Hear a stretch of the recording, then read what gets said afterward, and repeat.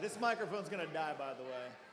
We have like one bar left. Good morning, everybody. We need to get this party started today. Running a little bit behind. That's right, Todd.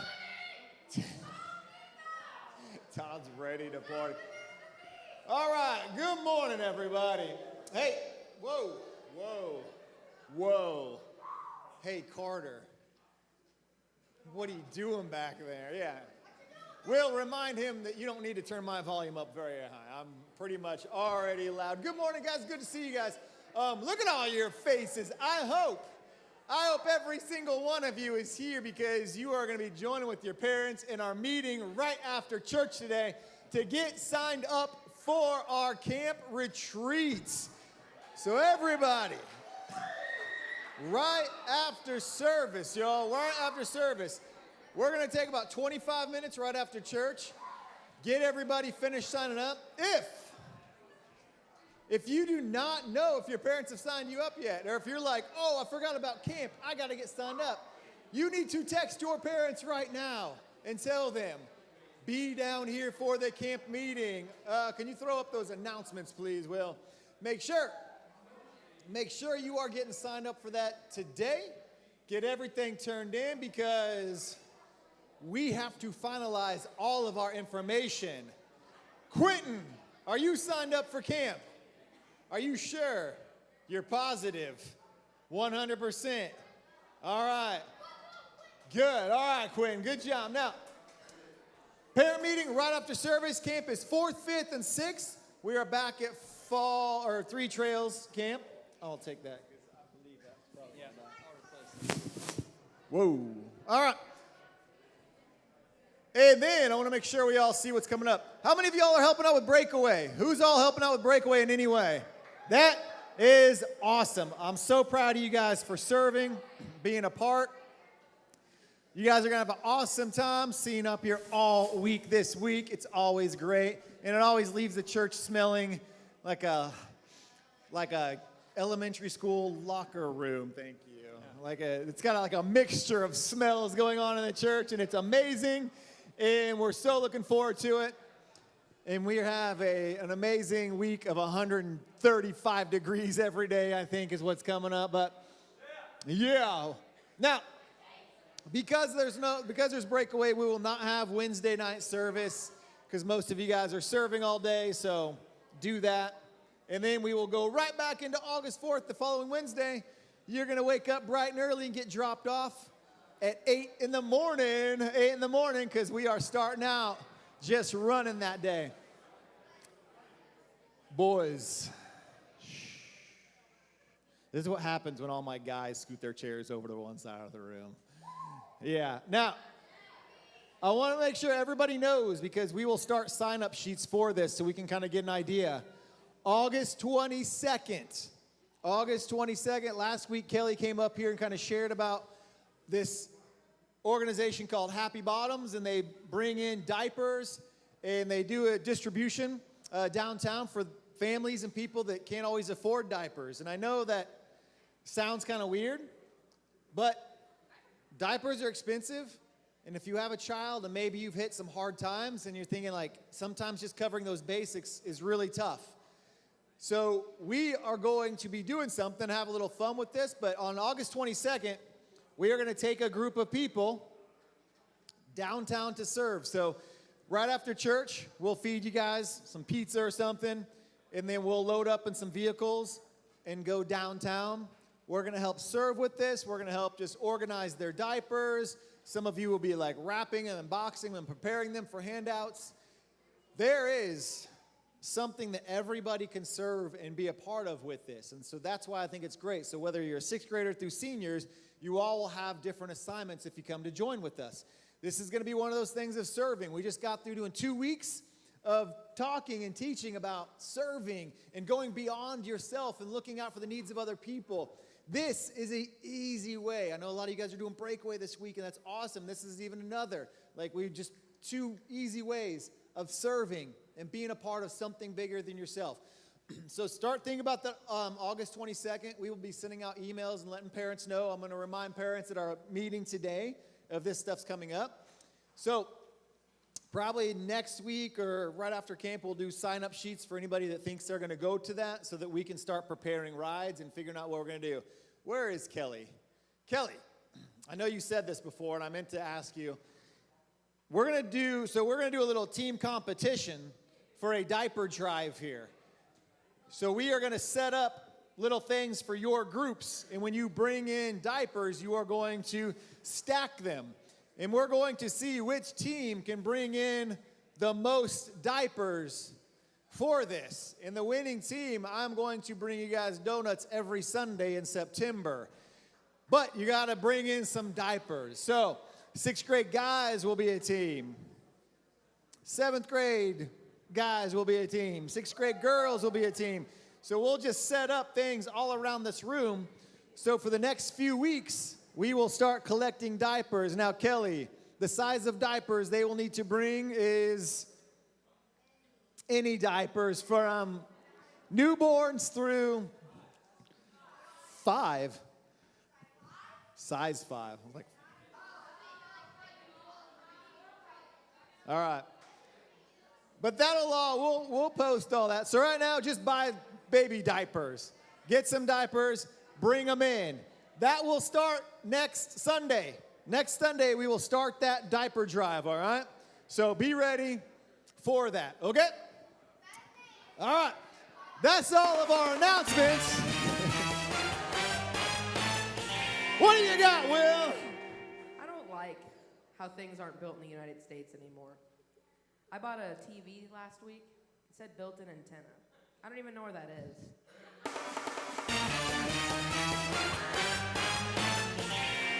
Built-in antenna. How many of you guys even realize that a TV can have an antenna? Anybody? How many of you guys know what an antenna for a TV is? I told you, Will, half the crowd wouldn't even get that. They're like, I don't even know what an antenna is. All right. Thank you, Will. Thank you. We're going to do a real quick game to get your brains thinking. I love this game. It's going to be pictures. You got to guess what the phrase is. What the phrase is off the pictures. So we'll just pick random people. We'll just pick random people for this, okay? So if you know what the phrase is, just raise your hand if you think you got it. If you don't know what it is, just listen, all right? Yeah, you ready? Yeah. Here's an example. What's the example for us? All right.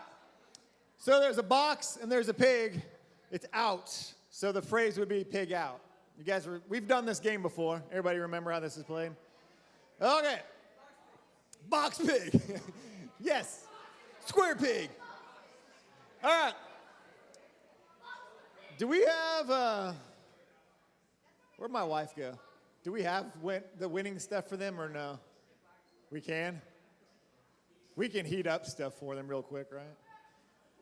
The winning team, we need to get rid of all our French toast sticks and juice that's in there. So, the winning team gets breakfast that's about to expire, and you still got 1 week though. It's not expired yet, so. All right, so here we go. If you think you know it, raise your hand. Will, what's the first one? What do you got? Yes, top secret. Keegan's got it. Good job, Keegan. Sophomore boys are on the board. Sophomore boys. All right, next one, what do we got? What? Yes. Knock on wood. All right. Mason, what were you going to say? So why did you already say, oh? All right, here we go. Knock on wood. Way to go, senior guys. Way to go. Yes, what do we got? Yes. Head over heels. Freshman girls are on the board.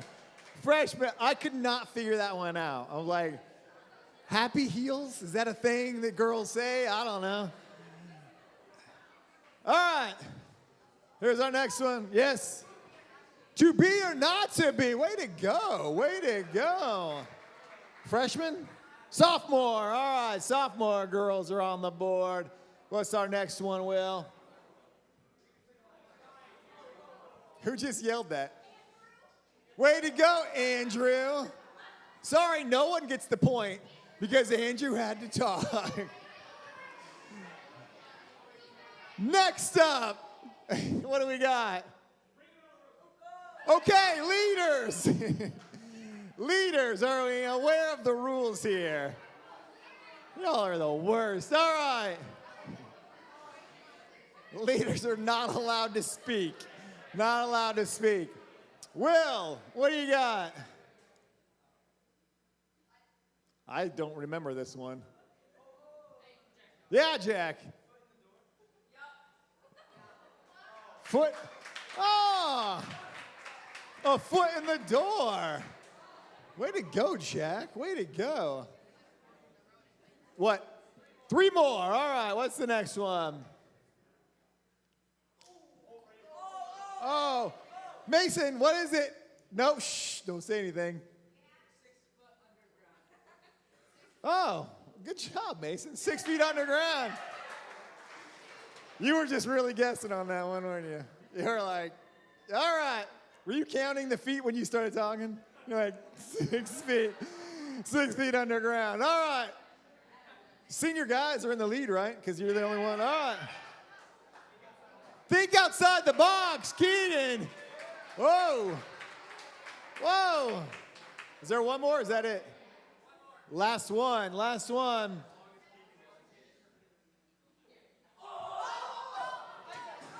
Jonas. Blood is thicker than water. Senior guys for the win. Senior guys, you are going to get treated to a nearly expired French toast sticks and milk with expiration date in 2 days from now. So congratulations. It's all still good. Still good. Hey, guys, we got a great morning, and I want you guys following along with what we're talking about today. Our worship team's going to come on up here. So let's stand up. Let's pray. Keep that energy going. Pay attention. Have a great morning today. God, Lord, we thank you so much for this day. And thank you just for some of the stuff we're going to be talking about this morning. Thank you for these students. God, I pray for the next 2 weeks, as whether they're serving at Breakaway or, God, whether it's just getting to step back and having their own retreat, for our students just to be really focused on what it means to be following after you, to realize we have an amazing life with you, God. And, God, just to prepare our hearts and our minds as we step closer to the school year, and just be excited for what is going to come up and what you can do in our lives, Lord. Amen. Sorry, I was kind of sleeping there. How's everybody doing today? Hey, we taught you guys a new song last week called Child of Love. We're going to do that again for you. So just encourage you guys to sing along with us and have a good time as we worship the Father this morning. Yeah, you can put your hands together. Come on. I was walking the wayside, lost on a lonely road. I was chasing a high life, trying to satisfy my soul. All the lies I believed in left me crying like the rain. Then I saw lightning from heaven, and I've never been the same. I'm gonna climb a mountain, I'm gonna shout about it. I am a child of love. I found a world of freedom, I found a friend in Jesus. I am a child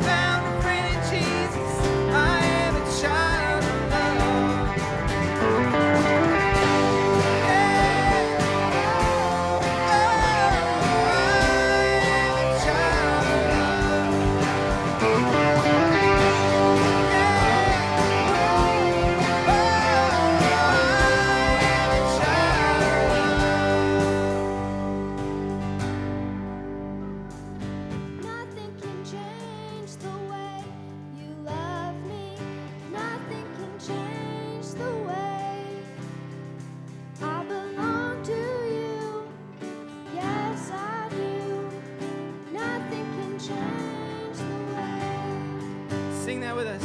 Nothing can change the way you love me. Nothing can change the way I belong to you. Yes, I do. Nothing can separate. I'm gonna climb a mountain. I am a child of love. I found a world of freedom. I am a child of love. I'm gonna climb a mountain. I'm gonna shout about it. I am a child of love. I found a world of freedom. I found a friend in Jesus. I am a child of love.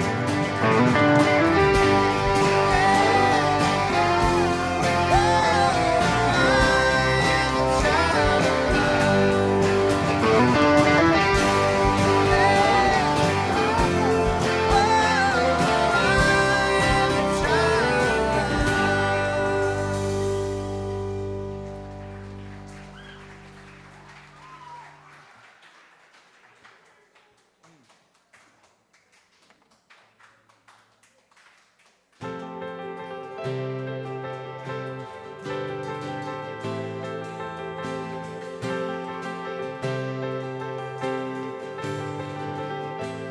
I count on one thing.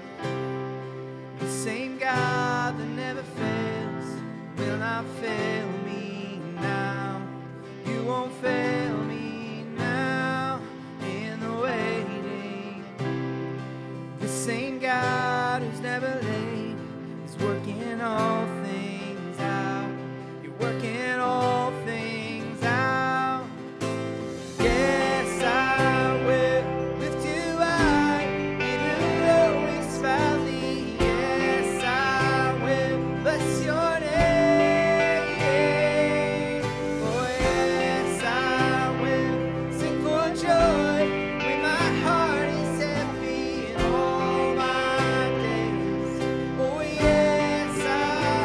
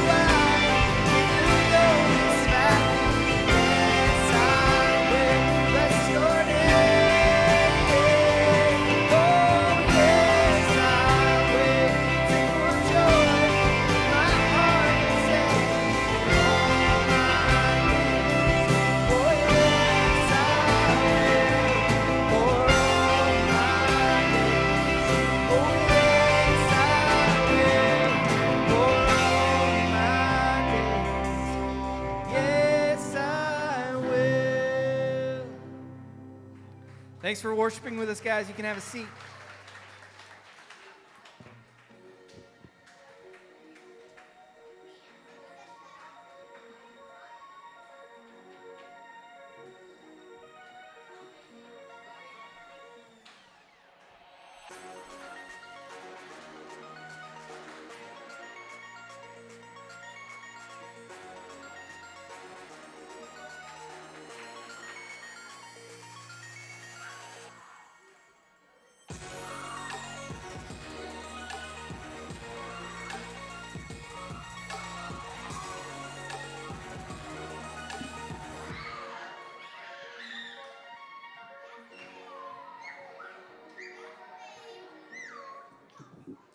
Just realized I need a table. Good morning, guys.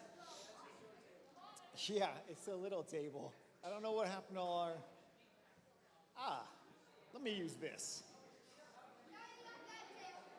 Yeah, but that's too little. I'm going to go with this one. When was the last time one of you guys had to do something terrifying alone? Every day I wake up, man. Anybody do anything scary that you're like, I'm all alone, I really wish I had someone with me? No one? Did you have something? What was so scary about it?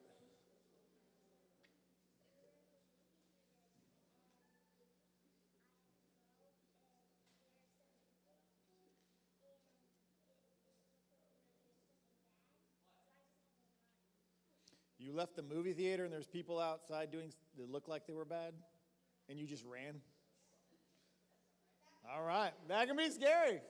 Going places alone in general can be a scary thing sometimes where you're out walking, like, I wish there was just someone else with me. I wish there was someone else with me. Sometimes just turning off your own lights at your nighttime. You just got to run through the house. We already talked about that, how some of you guys are like, I don't even like being in my own house alone when I turn the lights off. So we have things that we do that are terrifying to be home or to be doing alone. And we're going to talk about this today. Talk about how doing things alone. I've always joked around about this. And it was also kind of even the illustration that was with some of our teaching stuff today. And I've shared with you one of my worst fears. I got worse fears, but I was always super nervous around the lunchtime when I would get my new schedule. And if I would ask a few of my friends, like, hey, which lunch shift do you have? How many, because you guys all have different lunch shifts, right? How many shifts do your school have? Like 5? You have 4, Colin? Whoa. So each kid just goes and eats by themselves. Is that just all you? All right, you got a variety to pick from. So we had like 3, I think. And so I remember, and if I got that, I'm like, which shift are you on? Which shift are you on? And there was a couple of years where I feel like most of my friends were all like, oh, we all have, shift A. And I'm like, no, and none of them had mine.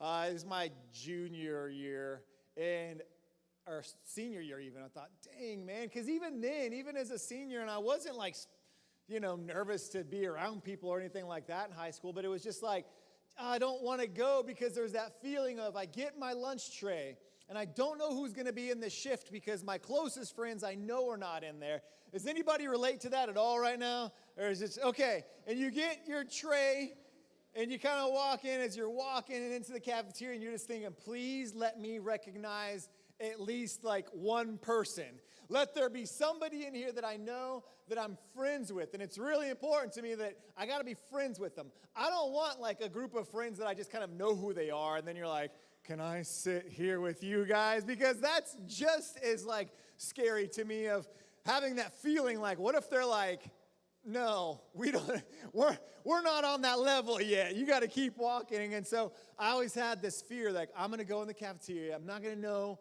who's there.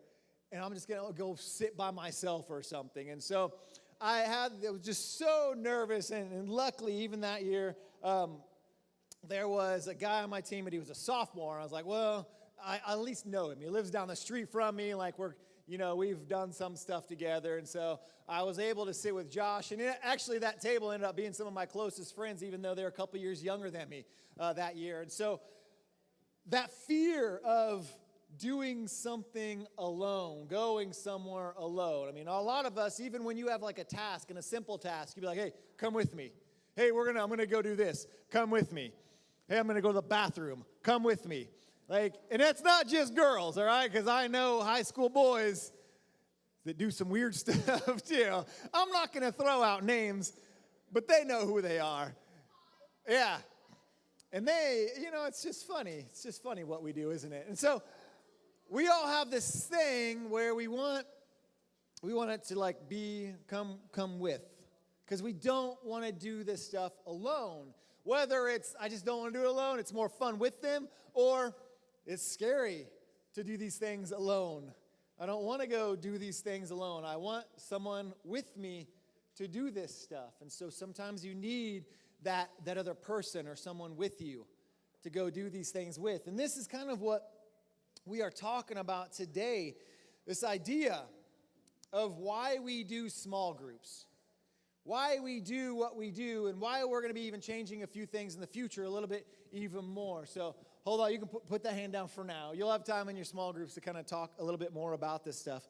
I want to have this conversation about small groups because sometimes we can kind of wonder, like, why do we do these? Why do we have small groups?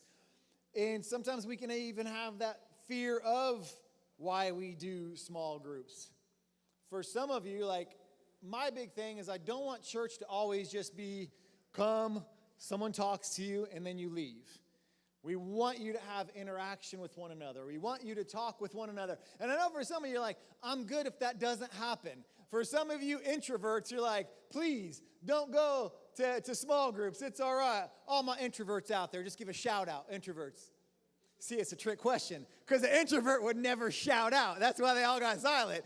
That alone, you're like, shout out, no. You just got terrified even with that. So I get that there's that fear of like going to a small group, and maybe even that small group, you kind of have that same fear that I did going to the cafeteria of like, I don't know them that well. What if I sit and everybody circles up and they don't know who I am, and then I got to pull my chair next to somebody, and they're like, why are you sitting next to me? We start building up all this stuff in our head sometimes.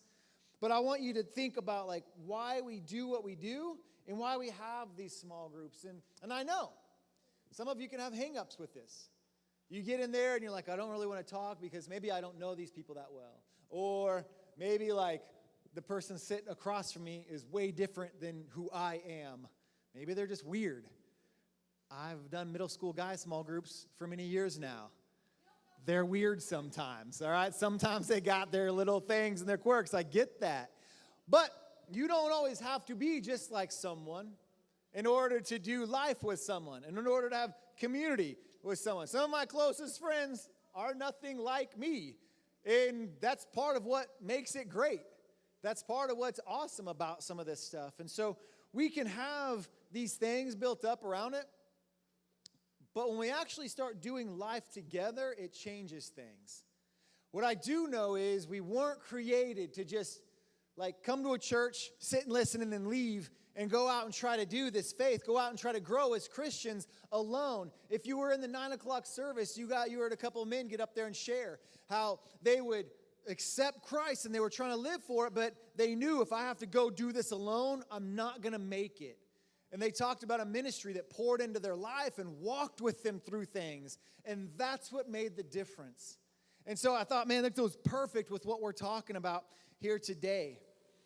There's this awesome example when you look at the very beginning of creation, and it's God started creating, everything in the first couple chapters of Genesis. And when God created light, and it said it was good. And he created the sky, and he said it was good. He created lands and plant, and he said it was good. And he created sun and the moon, and it was good. And animals in the ocean, and it was good. And the animals on land, and it was good. And then he created man, and he said, this is all right.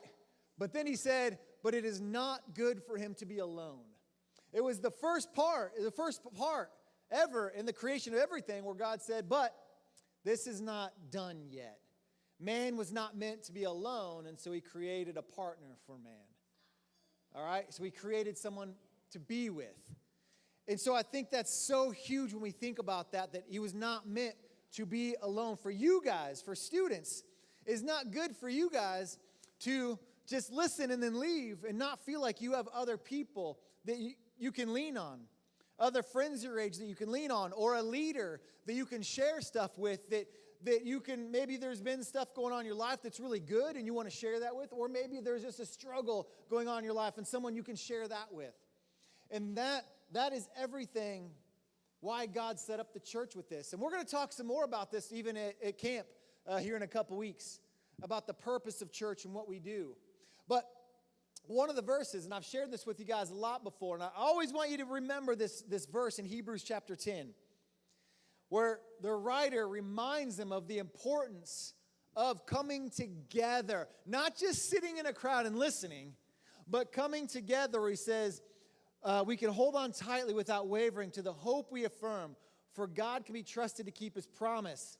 Let us think of ways to motivate one another to acts of love and good works. I think there's a next part there. And let us not neglect our meeting together, as some people have done, but let's encourage one another, especially now the day of his return is drawing near. And the writer here is saying, hey, you need other people with you to encourage you, to motivate you, to push you.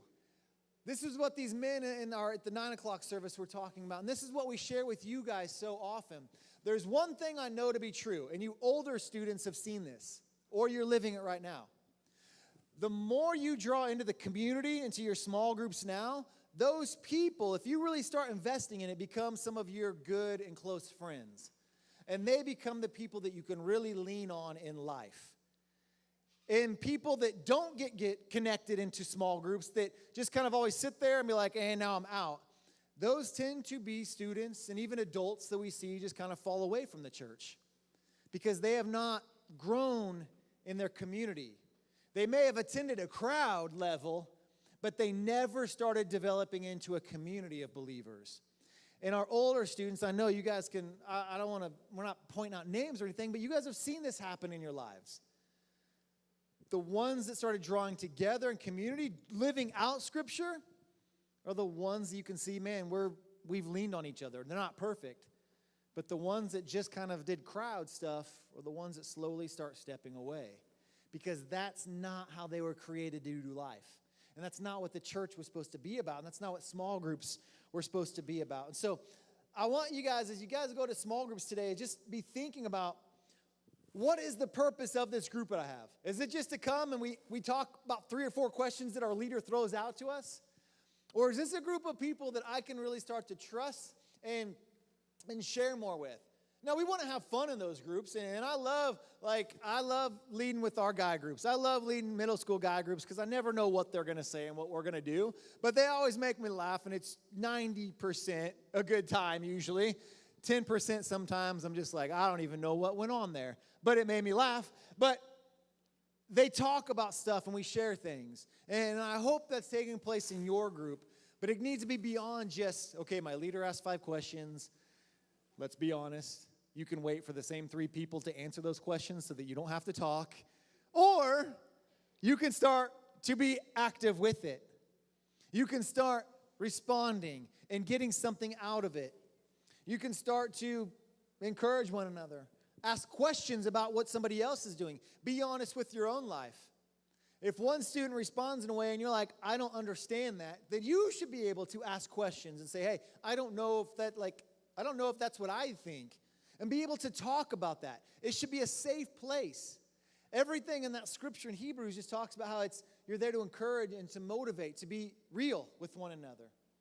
And so students, as we start doing life groups or small groups more and more and put more value in those here on Sunday mornings, I want you guys to always be reminded and be challenged that that is a place you have, that for some of you, you're going to start to grow and do life together through middle school and through high school.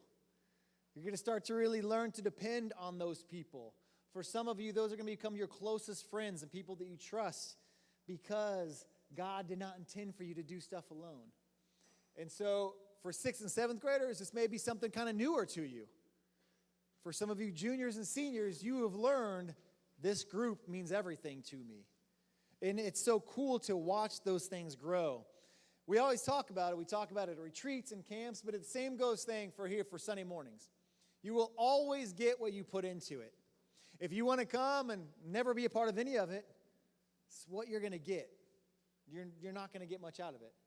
If you want to come and then a question's asked and it makes you uncomfortable, so you'd rather make a joke about it, you're going to walk away never getting anything real out of it. But if you start to really realize that leader that's sitting in my group cares about me, and maybe this is a place, maybe what I'm sharing is the same thing that someone else is going through, but they're not willing to talk about it yet, but I can share it here. You start to grow with one another.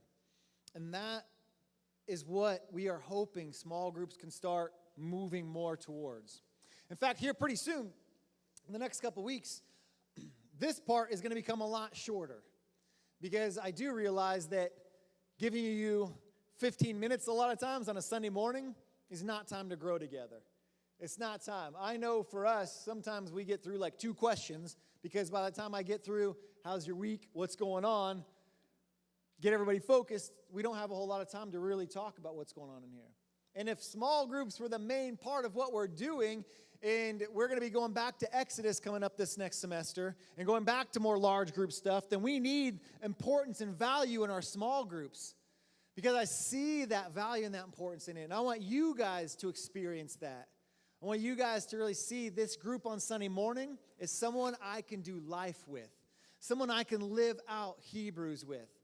A group of guys or girls or a leader that can motivate me, that can encourage me, that I can share stuff with in real life, or I can ask my questions about. And so my hope for you guys is as we move forward on Sunday mornings, that you see those people and think, this is my group.